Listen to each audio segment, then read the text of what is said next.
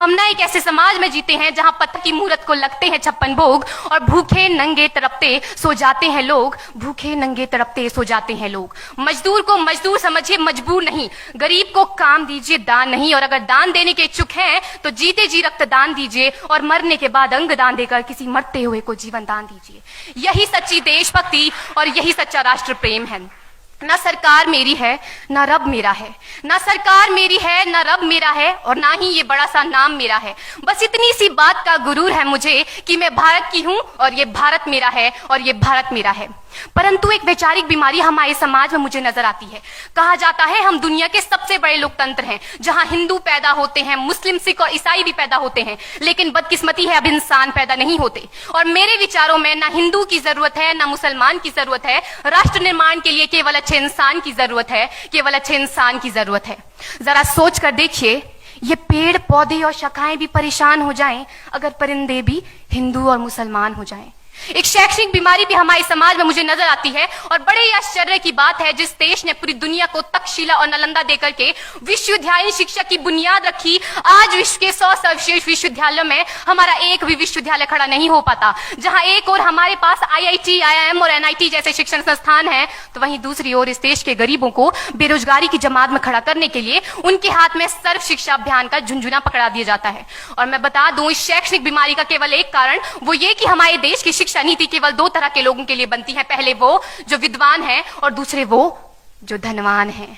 इसी तरह की कई गजब की बीमारियां हैं, और इन बीमारियों की जो जड़ है ना, वो हमारा अंधविश्वास। और मेरे विचारों में जब तक इस देश का युवा अपनी सफलता के लिए मंदिरों में जा जाकर नारियल फोड़ फोड़ कर भगवान को रिश्वत लगाता रहेगा, हमारे समाज का शिक्षित वर्ग ही बिल्ली के रास्ता काटने पर खड़े हो जाना, अपने धर्म अपनी जाति को ऊंचा मानकर दूसरों के धर्म की अवहेलना करता रहेगा, तब तक ना तो इस देश से अंधविश्वास खत्म होगा और ना ही हमारा राष्ट्र निर्माण संभव होगा। हमारी संस्कृति, हमारी सभ्यता को दुनिया ने शीश नवाया है, तो क्यों आस्था के नाम पर हमने अंधविश्वास फैलाया है?